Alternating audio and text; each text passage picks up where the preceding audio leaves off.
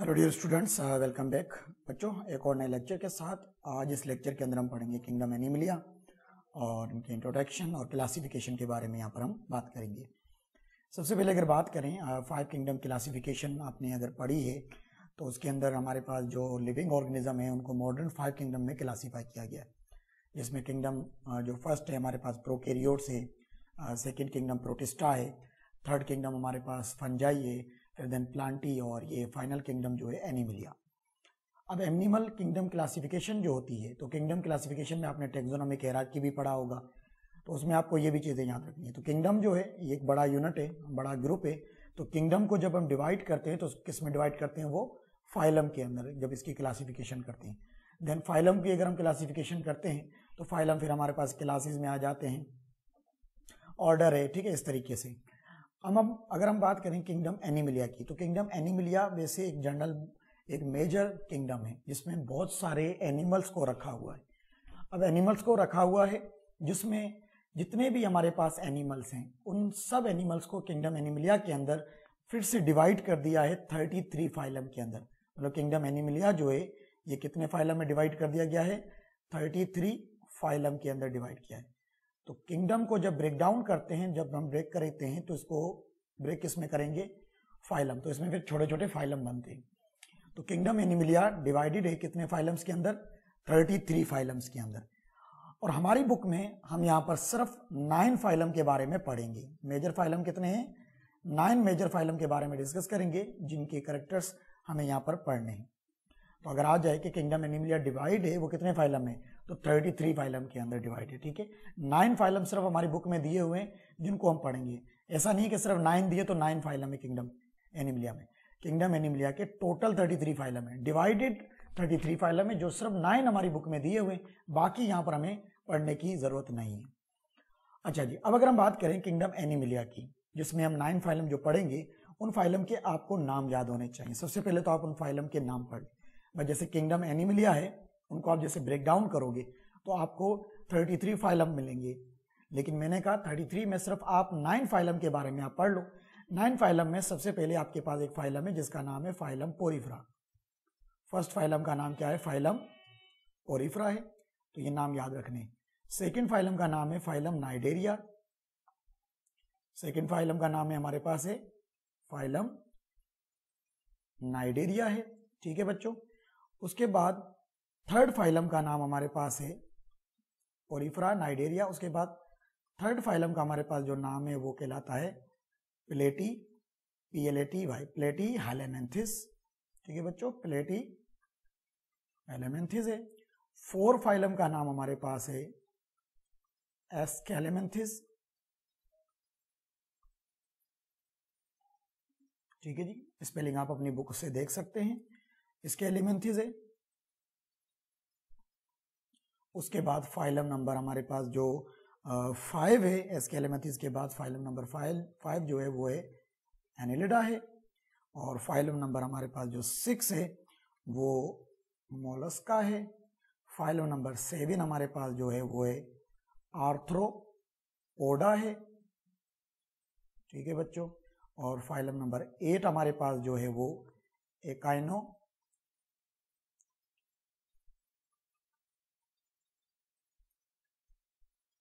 Phylum number 8 हमारे पास echinodermata है। Phylum number 9 हमारे पास जो सबसे एडवांस फाइलम है वो हमारे पास है कॉर्डेटा। अच्छा बच्चों, अब इसके ये फाइलम के नाम है Porifera, Cnidaria, Platyhelminthes, Aschelminthes, Annelida, Mollusca, Arthropoda, Echinodermata and Chordata. आपको नाम याद रखने हैं, नाम आपको सीक्वेंस में याद रखने, ठीक है। कुछ बुक्स में ये फाइलम एनिलिडा और मोलस्का के अंदर थोड़ा बहुत चेंज है, मोलस्का को पहले रखा हुआ है और एनिलिडा को बाद में रखा हुआ है। तो आप अपनी बुक की जैसे क्लासिफिकेशन है उस हिसाब से याद रखें। तो ये 9 फाइलम के आप नाम याद रख लें। कॉर्डेटा सबसे एडवांस है, ये बात समझ में आ गई। अब चलते हैं एनिमल किंगडम की जो इंट्रोडक्शन है उसकी तरफ। अब सबसे पहले इंट्रोडक्शन में आपको याद रखना है कि इनके अंदर एनिमल्स को जो रखा हुआ है वो किन कैरेक्टर्स के हिसाब से इस ग्रुप में रखा हुआ है। अगर हम बात करें कि एनिमल वर्ड जो है ये लैटिन वर्ड से लिया गया है। एनिमल वर्ड जो है किस ज़बान का वर्ड है? एनिमल वर्ड जो है ये लैटिन वर्ड है। लैटिन वर्ड किससे लिया गया है? एनीमिया से लिया गया। लैटिन वर्ड एनिमा, तो लैटिन वर्ड एनिमल एनिमा से लिया गया, जिसका ये फर्स्ट जो टर्म यूज हो रहा है एनिमा, इस वर्ड से बना है एनिमल। अब इस एनिमा का लैटिन वर्ड का मतलब होता है ब्रीथ, ठीक है जी, ब्रीथ कह सकते हैं या फिर आप कह सकते हैं सोल। अब ये ब्रीथ या सोल का मतलब क्या है?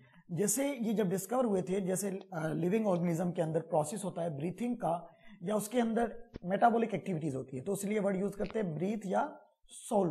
तो ये इनके अंदर ये प्रोसेस था, तो इसलिए वर्ड लैटिन एनिमा से बन गया एनिमल। तो लैटिन वर्ड एनिमा से निकला, जिसका मतलब ब्रीथ या सोल है। अब हम थोड़ा इसको आगे की तरफ डिस्कस करते हैं। तो एनिमल्स किंगडम में जितने भी जानदार हैं वो सारे के सारे मल्टी सेल्यूलर हैं, एक से ज्यादा सेल मौजूद होंगे, ठीक है। यूनिसेल्यूलर कोई भी इसमें जानदार मौजूद नहीं है, ठीक है। जैसे कि एमोम्बा है, पैरामेशियम, ये सिंगल सेल वाले, वो इस एनिमल किंगडम में मौजूद नहीं है मॉडर्न किंगडम क्लासिफिकेशन के हिसाब से। उसके अलावा एनिमल जितने भी हैं वो सारे के सारे यूकैरियोट्स हैं। अब यूकैरियोट्स का भी कॉन्सेप्ट आपको पता होगा कि जिसमें कंप्लीट न्यूक्लियस हो, मेम्ब्रेन बाउंडेड ऑर्गेनेल्स प्रेजेंट होते हैं, तो ये हमारे पास। और दूसरा, इनके अंदर जो न्यूट्रिशन का जो प्रोसेस होता है, ये न्यूट्रिशन इनके अंदर होती है होलोजोइक न्यूट्रिशन के हिसाब से, जो ये इंजेस्टिव हेटरोट्रॉफ कहते हैं। इंजेस्टिव का मतलब है ये फूड को इंजेस्ट करते हैं और बॉडी के अंदर खाने को ब्रेक डाउन करते हैं। और एनिमल के पास जो सेल है, उनके पास सेल वॉल नहीं होती है, no cell wall, do not contain cell wall. और एनिमल मोस्टली जो होते हैं इस ग्रुप के अंदर, वो क्या होते हैं? मोटाइल इन नेचर होते हैं, ठीक है जी। क्या होते हैं? Motile nature. उसके अलावा इनके अंदर सेक्सुअल रिप्रोडक्शन जो है, ये भी इनके अंदर एक मेन कैरेक्टर है कि इनके अंदर मोस्टली ऑर्गेनिज्म में आपको सेक्सुअल रिप्रोडक्शन हर फाइलम के अंदर लाजमी ऑर्गेनिज्म में मौजूद होती है। कुछ जानदारों में असेक्सुअल रिप्रोडक्शन भी है, लेकिन सेक्सुअल रिप्रोडक्शन इनका मेन कैरेक्टर है फाइलम किंगडम एनिमलिया का, ठीक है बच्चों। तो ये इनके हैं जनरल कैरेक्टर्स। अब जनरल कैरेक्टर्स में जैसे कि मैंने आपको 9 फाइलम बताए हैं, ये इनके साथ मैच होते हैं। 9 फाइलम के नाम आपको याद रखने। अब चलते हैं किंगडम एनिमलिया की क्लासिफिकेशन की तरफ। अब देखिए, किंगडम एनिमलिया की जो क्लासिफिकेशन है हमारे पास, वो हमारे पास अलग अलग तरीके से दी गई है। अब जो फर्स्ट क्लासिफिकेशन दी गई है किंगडम एनिमलिया की, वो किसकी बुनियाद पर दी गई है, किसकी बेस पर दी गई है? Based upon tissues. देखिए, आपको पता है कि अगर किंगडम एनिमलिया मल्टी सेल्यूलर है तो सेल्स मौजूद होते हैं और ये सेल्स ग्रुप बनाते हैं, ग्रुप बनाकर उनको हम क्या कहते हैं? टिश्यूज। सेल है, मल्टी सेल्यूलर, अगर बॉडी है तो उनके सेल एक तरीके से ऑर्गेनाइज्ड होते हैं, वेल ऑर्गेनाइज्ड होकर और कोई फंक्शन परफॉर्म करते हैं। मतलब अगर सेल है और सेल का ग्रुप बन जाता है, और ग्रुप बनने के बाद जब उसको टिश्यू का नाम देते हैं और वो किसी किस्म का कोई फंक्शन परफॉर्म करे, किसी किस्म का फंक्शन परफॉर्म करते हैं, तब इसको हम कहते हैं टिश्यूज। लेकिन किंगडम एनिमलिया में एक ऐसी चीज है कि जानदार मल्टी सेल्यूलर तो हैं, लेकिन इनके अंदर सेल मिलकर टिश्यू नहीं बना रहे होते हैं, टिश्यू नहीं बनाते हैं। तो टिश्यूज की बुनियाद पर 2 तरह के ऑर्गेनिज्म यहां पर किंगडम एनिमलिया में रखे हैं। एक ग्रुप जिसको कहा जाता है पेराजोआ, और दूसरे ग्रुप को कहा जाता है यूमेटाजोआ, ठीक है जी। वैसे तो अगर बात करें 3 ग्रुप थे, लेकिन वो यूनिसेल्यूलर को निकाल दिया है, जिसको आप प्रोटोजोआ कह रहे थे, वो यूनिसेल्यूलर है, वो अभी प्रोटिस्टा किंगडम में इंक्लूड है। लेकिन यहां पर जो 2 ग्रुप रखे हुए हैं on the basis of tissue की बुनियाद पर किंगडम एनिमलिया, वो 2 ग्रुप के अंदर है। नंबर 1 पेराजोआ है, नंबर 2 यूमेटाजोआ। पेराजोआ किंगडम एनिमलिया में वो जानदार हैं जो हैं तो मल्टी सेल्यूलर। देखिए, पेराजोआ भी मल्टी सेल्यूलर है, याद रखिएगा, पेराजोआ भी क्या है? ये भी मल्टी सेल्यूलर है, और यूमेटाजोआ भी क्या है? मल्टी सेल्यूलर है, दोनों मल्टी सेल्यूलर है। लेकिन मसला ये है कि पेराजोआ के अंदर जो सेल हैं वो ऑर्गेनाइज्ड होकर टिश्यू नहीं बनाते, और यूमेटाजोआ ये प्रॉपर टिश्यू बना सकते हैं। तो यूमेटाजोआ वो सेल जो इनके पास मौजूद है, जिनको हम कह रहे होते हैं कि मल्टी सेल्यूलर हैं, और वो बाद में क्या बनाते हैं? टिश्यू बनाते हैं, और इन टिश्यू से इनके अंदर क्या बन जाते हैं? ऑर्गन बन जाते हैं, और इनके अंदर ऑर्गन से क्या बन जाते हैं? ऑर्गन सिस्टम बना सकते हैं। तो ये मल्टी सेल्यूलर होते हैं, ये भी मल्टी सेल्यूलर है, लेकिन पेराजोआ में टिश्यू नहीं होते हैं, याद रखिएगा। तो किंगडम एनिमलिया को डिवाइड किया है 2 सब किंगडम में, आप सब किंगडम कह सकते हैं। किंगडम बड़ा होता है, सब किंगडम छोटा होता है। तो पेराजोआ जिसमें टिश्यू नहीं होते हैं, सेल है multi cellular, lake true tissue, इसमें टिश्यू नहीं होंगे। और यूमेटाजोआ में क्या है? कंटेन ट्रू टिश्यू, और उनमें टिश्यू मिलकर क्या बनाते हैं? ऑर्गेनाइज्ड हो जाते हैं, जिसकी वजह से ऑर्गन और ऑर्गन सिस्टम बनते हैं। अब हमें यहां पर जो पढ़ने वो 9 फाइलम पढ़ने। तो फर्स्ट फाइलम का नाम अभी मैंने बताया था, फाइलम पोरीफेरा। तो फाइलम पोरीफेरा किस ग्रुप में रखा हुआ है? पेराजोआ में रखा, जिसमें टिश्यू नहीं थे। तो आप ये कह सकते हैं फर्स्ट फाइलम पोरीफेरा जिसमें टिश्यू नहीं होते हैं। मल्टीसेल्यूलर तो है लेकिन टिश्यू नहीं है, ऑर्गन नहीं होंगे, ना ही ऑर्गन सिस्टम है फाइलम पोरीफेरा के जानदारों के पास, एनिमल्स के पास। ठीक है बच्चों। यूमेटाजोआ में बाकी जितने हमने रिमेनिंग 8 फाइलम है, जैसे नाइडेरिया है, ठीक है, प्लेटिहेलमिन्थीज है, एस्केलेमिन्थीज है, एनेलिडा है, मोलस्का है, इन सब के अंदर टिश्यू मौजूद है। तो इन सबको रिमेनिंग 8 फाइलम जो है, फर्स्ट को छोड़ के बाकी 8 फाइलम वो किस में रखे हुए हैं? यूमेटाजोआ। तो ये थी आपकी फर्स्ट क्लासिफिकेशन किंगडम एनिमिलिया की। उसके बाद किंगडम एनिमिलिया की जो क्लासिफिकेशन है वो दी गई है on the basis of symmetry. Symmetry में आपको यहां पर डायग्राम से समझाता हूं। अब देखिए सिमेट्री में आपके पास ये कि वर्ड सिमेट्री का मतलब होता है कि आप जानदारों को कैसे कट कर सकते हैं, और कट करने के बाद वो इक्वल हाफ्स में आते हैं या नहीं आते हैं, तो उसको हम कहते हैं सिमेट्री। ठीक है जी, क्या कहते हैं उसको? सिमेट्री। अब जैसे फॉर एग्जाम्पल मैं आपको यहां पर बताता हूं। अब देखिए यहां पर फॉर एग्जाम्पल एक आपके पास एक चीज है और उसकी बॉडी स्फेरिकल है। उसकी बॉडी क्या है? स्फेरिकल, पूरी की पूरी वो बॉडी गोल है। ठीक है। और एक बॉडी जो आपके पास इस तरीके की मौजूद है लेकिन उसकी कोई पर्टिकुलर शेप नहीं है, इरेगुलर बॉडी है। और एक बॉडी ऐसी है जिसकी एक शेप है इस तरीके से। ठीक है जी, एक इस तरीके से क्या है उसकी शेप है। अब इन तीनों की शेप में आपको फर्क नजर आएगा। अब इन तीनों को आप कट करें, कट करने का मतलब है इसको आप जब डिवाइड करें, तोड़ें, कट करें, तो इक्वल हाफ्स में बॉडी होती है या नहीं होती है। जैसे आपके पास ये बॉडी गोल है, आप इसको देखिए यहां से कट कर दें, ऐसे कट करेंगे तो आधा ऐसा इधर जाएगा, आधा ऐसा। तो आप इसको इक्वल हाफ्स में कट कर रहे हैं ना, मतलब आप इसको एक प्लेन में कट करें, एक जगह से कट करेंगे तो इक्वल हाफ्स में हो रहा है। लेकिन आप इसको इस प्लेन में कट करना नहीं चाहते, आप चाहते हैं आप इसको इस प्लेन में कट करें। आपने इस प्लेन में भी कट कर लिया, तो ये प्लेन कौन सा हो गया? ये दूसरा प्लेन हो गया। तो दूसरे प्लेन में जब कट किया तो भी क्या होगा? इक्वल हाफ्स में आएगा। तो अगर आप इसको इस तीसरे प्लेन में कट करें, इस तरीके से थर्ड प्लेन में कट करें, तो भी क्या होगा? इक्वल हाफ्स में आएगा। तो मतलब आप जिस बॉडी को कट करें, किसी भी तरीके से कट करें, चाहे आप इसको इस प्लेन में कट करें, चाहे इस प्लेन में कट करें, चाहे इस प्लेन में, किसी भी प्लेन में कट करें, और वो बॉडी डिवाइड हो किसमें? इक्वल हाफ्स के अंदर, मतलब बराबर टुकड़ों के अंदर आप उसको कट कर सकते हो। इक्वल हाफ्स के अंदर आप उसको कट कर सकते हैं, तो वो आपके पास कंसीडर की जाएगी कि वो बॉडी सिमेट्री है, मतलब उसकी बॉडी की सिमेट्री मौजूद है। तो उस एनिमल को कहते हैं सिमेट्रिकल। क्या कहते हैं उसको? सिमेट्रिकल। अब आप ये बॉडी हो गई, अब आप इसको देखें किसी भी प्लेन में कट कर सकते हैं, चाहे ऐसे कट करें, चाहे ऐसे, चाहे किसी भी तरीके से आप इसको कट करेंगे आपको इक्वल हाफ से मिलेगा। तो इस तरह की जो सिमेट्री होती है उसको हम कहते हैं रेडियल सिमेट्री। इसको क्या कहते हैं हम लोग? Radial symmetry. अभी सिर्फ नाम याद रख लें, इस सिमेट्री को क्या कहेंगे हम लोग? रेडियल सिमेट्री का नाम देंगे। अच्छा, दूसरी सिमेट्री यहां पर, अब आप देखें आपके पास ये चीज है। अब इसकी चीज के अंदर आपके पास समझ लें, इसकी एक एनिमल, इसकी एक आंख यहां पर है और दूसरी आंख यहां पर है। ठीक है जी। और समझ लें अब आप इसको कट करना चाहते हैं। अगर आप इसको ऐसे कट करें, ऐसे कट करें तो इक्वल हाफ्स में नहीं आएगा। क्यों नहीं आएगा? क्योंकि इसकी आंखों वाला बॉडी का पार्ट उस तरफ चला गया है, इस तरफ चला गया है, और इसकी नीचे वाली बॉडी का पार्ट इस तरफ चला गया, तो इक्वल हाफ्स में तो नहीं आएगा ना। तो मतलब आप डिवाइड करें जिसमें बॉडी के दोनों पार्ट दोनों तरफ से इक्वल डिवाइड हो, तो आप इसको इस प्लेन में कट नहीं कर सकते हैं, ना ही आपको इसको इस प्लेन में कट कर सकते। अब इसको आपको अगर कट करना है तो आप इक्वल प्लेन में कैसे कट करेंगे? आप इसको कट करेंगे ऐसे, इसको इस तरीके से कट करेंगे, इस तरीके से। अब जब इस तरीके से कट कर रहे हैं तो ये एक ही प्लेन में कट हो रहा है, मतलब एक आंख वाला पार्ट इस तरफ जाएगा और दूसरी आंख वाला पार्ट इस तरफ आएगा। तो आप इसको इक्वल हाफ्स में कट कर रहे हैं, लेकिन हर तरीके से नहीं कर रहे हैं, एक ही प्लेन है, सिर्फ सिंगल प्लेन है, तो इसको दो टुकड़ों में तोड़ सकते हैं, ज्यादा टुकड़े नहीं हो सकते।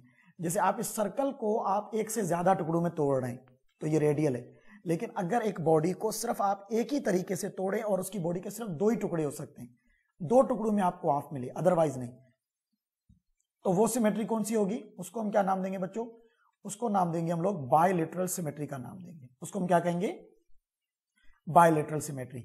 और इसको आप कट कर सकते हैं, आप इसको ना तो इस तरीके से कट करेंगे तो इक्वल हाफ्स में भी नहीं होगा, इसको इस तरह कट करेंगे तो भी इक्वल हाफ्स में नहीं, इस तरह करेंगे तो भी इक्वल हाफ्स। मतलब आप जिसको कट करें किसी भी प्लेन में किसी भी तरीके से इक्वल हाफ्स में ना आए तो वो विदाउट सिमेट्री का होगा, और विदाउट सिमेट्री का होगा तो उसको हम क्या कहेंगे?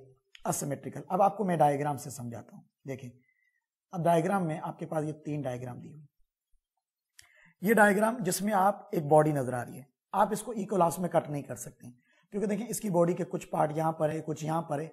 आपको बॉडी जो नजर आ रही है वो इरेगुलर बॉडी है, इसकी कोई पर्टिकुलर शेप नहीं है। इसकी बॉडी क्या है? ये इरेगुलर बॉडी है। तो इसकी इरेगुलर बॉडी होने की वजह से आप इसको किसी भी तरीके से इक्वलास में कट नहीं करते। तो इसके लिए आप टर्म यूज करेंगे, ये क्या है? ये असिमेट्रिकल है। असिमेट्रिकल का मतलब जिसकी कोई सिमेट्री नहीं है। अब आ जाए रेडियल। रेडियल का मैंने क्या बताया कि अगर स्पेरिकल है, आप देखें इसमें आप इसको इस तरीके से कट कर सकते हैं, इसको इस तरीके से कट करेंगे तो भी इनकी बॉडी इक्वलास में कट हो जाएगी, और इसको आप इस तरीके से कट करेंगे तो भी इनकी बॉडी इक्वलास में कट हो जाएगी, या आप इसको इस तरीके से कट कर दें तो भी इनकी बॉडी क्या होगी? इक्वलास में। तो मतलब एक ही चीज को स्पेरिकल है, जैसे मैंने यहाँ पर ये सर्कल का एग्जाम्पल बताया था, जैसे यहाँ पर ये सर्कल का बताया, तो ये सेम यही डायग्राम है। तो आप इसको एक प्लेन में कट करने के अलावा आप दूसरे प्लेन को भी ट्राई कर सकते हो। जब दूसरे प्लेन में आप कट करेंगे तो भी इक्वलास में होगी, तो उसको क्या कहेंगे हम लोग? Radial symmetry. लेकिन अब आपके पास ये आपको एक स्ट्रक्चर नजर आ रहा है। अब इसमें आपको देखें ये जो डायग्राम नजर आ रही है, अब इस डायग्राम के अंदर आपको ये जो चीज नजर आ रही है, इसकी जो बॉडी का प्लेन है, आप इसको ऐसे नहीं कट कर सकते हैं। ऐसे कट करेंगे तो डोर्सल साइड उस तरफ चली जाएगी बॉडी की, और इंटीरियर साइड आगे है, तो बॉडी के दोनों इक्वलास तो नहीं होंगे ना। इक्वलास कैसे होंगे? इक्वलास का मतलब आप इसको बीच में से कट कर दे, ऐसे ऐसे कट करेंगे तो इसकी बॉडी का आधा ऐसा उधर जाएगा, आधा ऐसा इस तरफ आएगा। तो ये इक्वलास में कट कर रहे हैं। तो इक्वलास में कट करने से बॉडी के कितने टुकड़े हो सकते हैं? सिर्फ 2 ही टुकड़े हो सकते हैं, एक राइट साइड और एक लेफ्ट साइड आप ले सकते हैं। ठीक है, पूरी बॉडी के अंदर सिर्फ एक ही जगह से आप कट कर सकते हैं। तो इसको हम क्या कहेंगे? बाय, मतलब 2 तरीके हो, 2 पार्ट्स हो सकते हैं, बायलेटरल सिमेट्री। तो इसका जो प्लेन ऑफ सिमेट्री है वो जस्ट सिंगल है, और रेडियल में प्लेन ऑफ सिमेट्री कितने होते हैं? 1 से ज्यादा होते हैं। ये बात समझ में आ गई? अब इनकी आप डेफिनेशन नोट कर सकते हैं, यहां पर मैंने दी हुई। सबसे पहले आपके पास ये पढ़ लें, असिमेट्रिकल, जिसकी कोई सिमेट्री ना हो, इक्वलास में डिवाइड ना हो, मतलब बॉडी की शेप अगर इरेगुलर हो तो आप इसको can not divide it into equals, जिसको आप इक्वलास में डिवाइड नहीं कर सकते। अब एग्जाम्पल क्या है? फाइलम पोरिफेरा का बिठा दे दिमाग के अंदर, जिसको पेराजोआ ग्रुप में रखा हुआ है, इसकी कोई सिमेट्री नहीं होती है। फाइलम पोरिफेरा के जितने भी एनिमल्स हैं वो मोस्टली सारे के सारे असिमेट्रिकल होते हैं। कुछ केसेस में रेडियल होते हैं, वो एक एक्सेप्शनल केस है, लेकिन एमसीक्यूज में आपको असिमेट्रिकल याद रखना है फाइलम पोरिफेरा के एनिमल्स। ठीक है जी, अब वो आगे पढ़ेंगे फाइलम पोरिफेरा के कौन से एग्जाम्पल हैं। अच्छा बच्चों, उसके बाद हमारे पास अगर सिमेट्री मौजूद है, एक टाइप है सिमेट्रिकल, एसिमेट्रिकल, दूसरा टाइप है सिमेट्रिकल एनिमल्स होते हैं। दूसरा टाइप कौन सा है? सिमेट्रिकल, जिसको आप कट कर सकते हैं इक्वलास में। फिर उसमें 2 टाइप हैं, एक टाइप जिसको हम कहते हैं रेडियल, और दूसरा हमारे पास टाइप है जिसको हम कहते हैं बायलेटरल। रेडियल का मतलब बॉडी डिवाइड इनटू इक्वलास, बॉडी को आप इक्वलास में डिवाइड करोगे, लेकिन डिवाइड होने के लिए प्लेन एक से ज्यादा होंगे, किसी भी तरीके से आप कट कर सकते हो, मोर देन 1 प्लेन। और बायलेटरल में क्या होगा? बॉडी को डिवाइड करोगे इक्वलास में, लेकिन जस्ट 1 प्लेन होगा, एक ही प्लेन है। तो ये क्लासिफिकेशन एनिमल्स की किसकी बुनियाद पर है? सिमेट्री के हिसाब से। 2 तरह के होंगे, एक ऐसे एनिमल जो सिमेट्रिकल होंगे, दूसरे ऐसे जो असिमेट्रिकल होंगे। अब ये भी आपको मैं आगे बता दूंगा कि कौन सा फाइलम सिमेट्रिकल है, कौन सा रेडियल है, कौन सा बायलेटरल है, कौन सा असिमेट्रिकल है। यहां तक आपको बात समझ में आ गई? ठीक है बच्चों।